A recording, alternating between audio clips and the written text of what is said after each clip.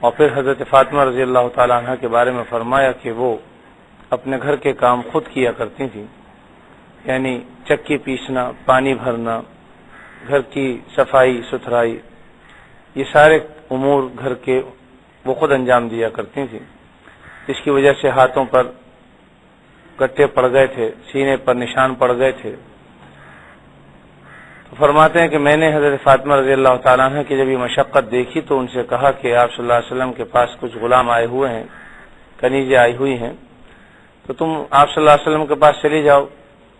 اور جا کر اپنے لیے کوئی ایک خادم مانگ لو تاکہ تمہیں گھر کے کاموں سے نجات مل جائے، کچھ سکون اور سہولت مل جائے۔ حضرت فاطمہ رضی اللہ تعالیٰ عنہ تشریف لے گئی، لیکن آپ صلی اللہ علیہ وسلم اس وقت موجود نہیں تھے تو واپس تشریف لے آئیں، یا بعض روایات میں ہے کہ شرم کی وجہ سے آپ سے کہہ نہ سکیں۔ پھر اگلے دن آپ صلی اللہ علیہ وسلم گھر پر تشریف لائے اور پوچھا کہ کل تم آئی تھی، کیا بات تھی؟ تو اس وقت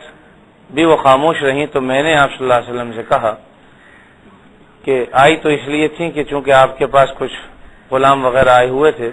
تو میں نے ان سے کہا کہ تم ایک آدھ غلام لے لو، مانگ لو، تاکہ تمہیں گھر کے کاموں سے نجات ملے، سہولت ہو جائے۔ تو آپ صلی اللہ علیہ وسلم فرمایا کہ فاطمہ اپنے گھر کے کام انجام دیتی رہو اور اللہ سے ڈرتی رہو، اور فرمایا کہ میں تمہیں اس سے بہتر چیز بتلا دیتا ہوں، اور وہ یہ کہ جب تم رات کو سونے لگو تو 33 مرتبہ سبحان اللہ، 33 مرتبہ الحمدللہ اور 34 مرتبہ اللہ اکبر کہہ لیا کرو،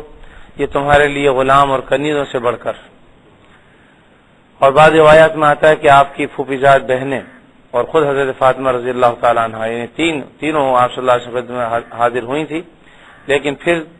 آپ صلی اللہ علیہ وسلم سے اپنے مدعا بیان نہیں کر سکیں، تو آپ صلی اللہ علیہ وسلم نے بعد میں جب معلوم کیا اور انہوں نے بیان کیا تو آپ نے یہی فرمایا کہ فاطمہ میں ان خادموں اور غلاموں سے بڑھ کر تمہیں بات بتاتا ہوں، اور ساتھ میں یہ فرمایا کہ غلام دینے میں جو بدر کے صحابہ ہیں وہ زیادہ مقدم ہے بنسبت تمہارے، یعنی جن لوگوں نے جنگ بدر میں شرکت کی تھی وہ زیادہ قابل ترجیح ہیں کہ ان کو میں پہلے غلام دوں بنسبت اس کے کہ تمہیں میں دوں، اور تمہارے لیے جو بات بتلاتا ہوں وہ یہ کہ تم 33 مرتبہ سبحان اللہ، 33 مرتبہ الحمدللہ اور 34 مرتبہ اللہ اکبر کہہ لیا کرو۔ حدیثوں کی تشریح جنہوں نے کی ہے انہوں نے فرمایا کہ اس سے یہ معلوم ہوتا ہے کہ یہ جو تسبیحات فاطمی کہلاتی ہیں اس میں اللہ رب العزت نے یہ تاثیر رکھی ہے کہ جو آدمی رات کو بستر پر سونے سے پہلے ان تسبیحات کو پڑھ لے گا تو انشاءاللہ جتنے بھی مشقت کے کام اس نے کیے ہوں گے اللہ تعالیٰ اس کی مشقت کو اور اس کی تکلیف کو دور فرما دے گا۔ تو یہی وجہ ہے کہ آپ صلی اللہ علیہ وسلم نے حضرت فاطمہ رضی اللہ تعالیٰ عنہ کو بجائے اس کے کہ غلام یا کنیز عطا فرماتے آپ نے یہ تسبیحات عطا فرمائی۔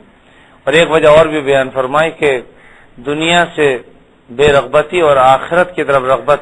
کے لیے آپ صلی اللہ علیہ وسلم نے ان کا رخ موڑ دیا کہ بجائے اس کے غلاموں اور کنیزوں کی طرف تمہارا دھیان رہے تو میں چاہیے کہ اللہ تعالیٰ کی یاد جو ہے وہ کرتی رہو، اور وہ اللہ کی یاد ایسی چیز ہے کہ انسان کو مشقت اور تکلیف کا احساس نہیں ہونے دیتی۔ بہت سے بزرگان دین کے ایسے واقعات آتے ہیں کہ بہت معمولی غذا پر وہ اپنا گزر بسر کرتے تھے، بات یہ ہے کہ صرف 24 گھنٹے میں ایک بادام پر ہی گزارا ہوتا تھا۔ تو بات یہ ہے کہ اللہ تعالیٰ کا نام ایسا بابرکت ہے کہ جب آدمی اللہ کا نام اخلاص کے ساتھ لیتا ہے تو پھر اللہ رب العزت اس کو دوسری غذاؤں سے مستغنی فرما دیتے ہیں، تو بعض اوقات اللہ کے نام کی برکت سے ہی اس کو غذا حاصل ہو جاتی ہے۔ تو یہ تو تسبیحات فاطمی کے سلسلے میں تھی۔ بعض حضرات نے پوچھا، آپ صلی اللہ علیہ وسلم سے غالباً پوچھا کہ لوگ باوجود اس کے کہ مختصر سا عمل ہے لیکن اس کے باوجود یہ تسبیحات فاطمی اکثر سوتے وقت نہیں پڑھتے، اس کی کیا وجہ ہے؟ تو فرمایا بات یہ ہے کہ جب آدمی نماز پڑھتا ہے تو نماز میں بھی شیطان وسوسے ڈالتا ہے، اور اسی طرح جب آدمی سونے کے لیے لیٹتا ہے اس وقت بھی سارے دن کے جو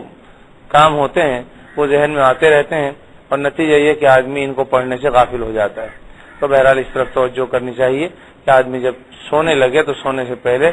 یہ تسبیحات پڑھ لیا کرے، انشاءاللہ فائدے سے خالی نہیں۔ ایک اور روایت جو حضرت ابن عباس رضی اللہ تعالیٰ عنہ سے ہے وہ صلاۃ التسبیح کے بارے میں ہے، اور آپ صلی اللہ علیہ وسلم نے ارشاد فرمایا کہ حضرت اپنے چچا حضرت عباس رضی اللہ تعالیٰ عنہ کو خاص طور پر فرمایا کہ میرے چچا کیا میں آپ کو ایک خاص تحفہ نہ دوں، آپ کو ایک خاص بخشش نہ کروں، یا آپ کو ایک خاص عطیہ نہ دوں؟ تو حضرت عباس فرماتے ہیں کہ میں سمجھا ان الفاظ سے کہ آپ صلی اللہ علیہ وسلم کو خاص چیز ایسی دینا چاہتے ہیں جو اور کسی کو آپ نے نہیں دی، غالباً مال کے قبیل سے کوئی چیز ہے اور آپ دینا چاہتے ہیں۔ تو میں نے کہا ضرور اللہ کے نبی صلی اللہ علیہ وسلم آپ مجھے ضرور عطا فرمائیے۔ تو آپ نے پھر 4 رکعت تسبیح فرمائی کہ 4 رکعت تسبیح پڑھ لو، اور اس میں سبحان اللہ والحمد للہ ولا الہ الا اللہ واللہ اکبر، اور ایک دوسری روایت میں ولا حول ولا قوت الا باللہ العلی العظیم بھی آیا ہے۔ اس لیے بعض بزرگان دین نے فرمایا کہ کبھی صرف سبحان اللہ والحمد للہ ولا الہ الا اللہ واللہ اکبر، یعنی صرف بعض دفعہ یہ پڑھ لیا کریں، اور کبھی ولا حول ولا قوت الا باللہ العلی العظیم کے ساتھ بھی پڑھ لینی چاہیے۔ تو بہرحال آپ صلی اللہ علیہ وسلم نے فرمایا کہ میرے چچا اگر آپ یہ کام کر لیں تو آپ کے پچھلے اور پرانے، نئے اور پرانے، اور جان بوجھ کر کیے ہوئے یا انجانے میں ہوئے جتنے بھی گناہ ہیں اللہ تعالیٰ سب معاف فرما دیں گے۔ اور پھر فرمایا کہ اگر آپ سے ہو سکے تو روزانہ پڑھ لیا کریں، روزانہ نہ ہو سکے تو ہفتے میں پڑھ لیا کریں، ہفتے میں بھی نہ ہو سکے تو مہینے میں پڑھ لیا کریں، اور مہینے میں بھی نہ ہو سکے تو سال میں ضرور پڑھ لیا کریں، اور سال میں بھی نہ پڑھ سکیں تو زندگی میں ایک مرتبہ ضرور یہ صلاۃ التسبیح پڑھ لیں۔ تو بہرحال اس میں اجر و ثواب بے انتہا ہیں، اور خاص طور پر یہ کہ اگلے پیچھے سب گناہ معاف ہونے کا ذریعہ بھی ہے یہ۔ اگرچہ بعض علماء نے فرمایا کہ جو گناہ حقوق العباد سے متعلق ہیں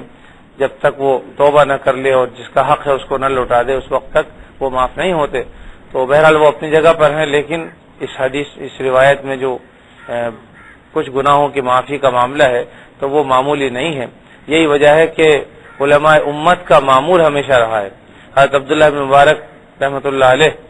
جو امام بخاری کے استادوں کے بھی استاد ہیں، ان کا ہمیشہ معمول رہا، اور اسی طریقے سے ابو الجوزہ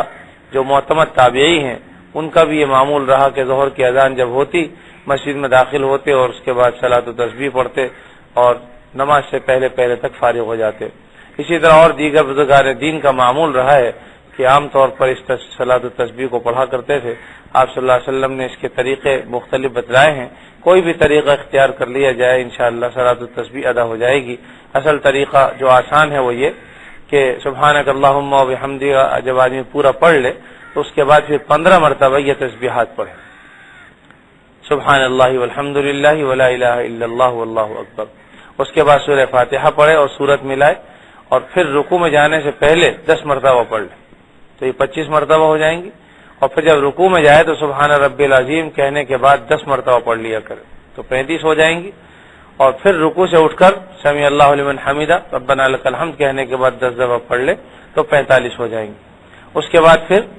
سجدے میں چلا جائے، سجدے میں تسبیحات سبحان ربی الاعلیٰ کے بعد 10 مرتبہ پڑھ لے تو 55 مرتبہ ہو جائیں گی، اور پھر سجدے سے اٹھ کر دونوں سجدوں کے درمیان بیٹھے اور 10 مرتبہ پڑھ لے تو یہ 65 مرتبہ ہو جائیں گی، اور پھر دوسرے سجدے میں تسبیح کے بعد یہ تسبیحات پڑھ لے تو اس طرح 75 مرتبہ یہ تسبیحات ہو جائیں گی۔ یہ وہ طریقہ ہے کہ جس میں سجدے کے بعد دوسری رکعت میں اٹھنے سے پہلے بیٹھنا نہیں پڑتا، بلکہ دوسری سجدے سے سیدھا دوسری رکعت کے لیے کھڑا ہو جاتا ہے۔ تو یہ طریقہ آسان بھی ہے، ویسے دوسرا طریقہ بھی ہے، اور اس میں جو ہے وہ آپ صلی اللہ علیہ وسلم فرمایا کہ مثلا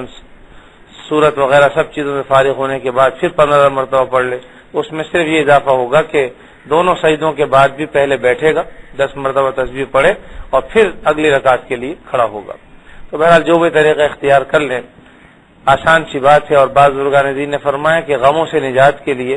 مصائب اور پریشانیوں سے بچنے کے لیے اس سے زیادہ مجرب کوئی اور نماز کو ہم نے نہیں پایا۔ یعنی جب بھی کسی کو پریشانی ہو، تکلیف ہو، غم ہو تو اسے چاہیے کہ 4 رکعت صلاۃ التسبیح پڑھ لیا کرے۔ اس کا بہترین وقت زوال کے بعد ہے، اور آپ صلی اللہ علیہ وسلم نے ایک صحابی کو تلقین بھی فرمائی کہ تم زوال کے بعد اس کو پڑھ لیا کرو، تو انہوں نے فرمایا کہ اگر یہ وقت نہ ملے تو فرمایا کہ پھر جس وقت چاہے پڑھ لو، اوقات مکروہہ کو چھوڑ کر۔ رات میں بھی پڑھی جا سکتی ہے، تو آدمی جب جی چاہے پڑھ لے۔ مکروہ اوقات جو ہیں وہ یعنی زوال کا وقت ہے، اور اسی طرح عصر کے بعد کا وقت ہے، یا فجر کے بعد کا وقت ہے سورج نکلنے تک، تو یہ اوقات مکروہہ ہیں، ان اوقات میں نہ پڑھے۔ اس کے علاوہ جتنے اوقات ہیں ان اوقات میں سے کسی وقت بھی یہ تسبیح، یہ صلاۃ التسبیح 4 رکعات کے ساتھ پڑھی جا سکتی ہے، اور اس کے بڑے انوار و برکات ہیں۔ مختلف طریقوں سے یہ مروی بھی ہے، حضرت عباس رضی اللہ تعالیٰ عنہ سے بھی ثابت ہے، اور اسی طرح سے حضرت جعفر رضی اللہ تعالیٰ عنہ جو حبشہ تشریف لے گئے تھے، اور جب وہاں سے تشریف لائے تو آپ صلی اللہ علیہ وسلم نے ان کے ماتھے کو اور پیشانی کو بوسہ دیا، چچا زاد بھائی ہیں آپ کے، اور پھر آپ نے انہیں گلے لگایا اور آپ نے انہیں بھی یہ صلاۃ التسبیح یعنی 4 رکعت پڑھنے کا طریقہ بتلایا اور فرمایا کہ یہ تم ضرور کر لیا کرو۔ اس طرح ایک اور صحابی ان سے بھی یہ مروی ہے۔ تو بہرحال بہت سارے صحابی ہیں، صحابہ کرام ہیں جن سے یہ روایات مروی ہیں، اس لیے اس میں کسی قسم کا تردد نہیں کرنا چاہیے، اور اگر اللہ تعالیٰ توفیق دے تو کم از کم جمعہ کے جمعے اس صلاۃ التسبیح کو ضرور پڑھ لینا چاہیے، جیسا کہ حضرت عباس رضی اللہ تعالیٰ عنہ سے مروی ہے کہ وہ ہفتے میں ایک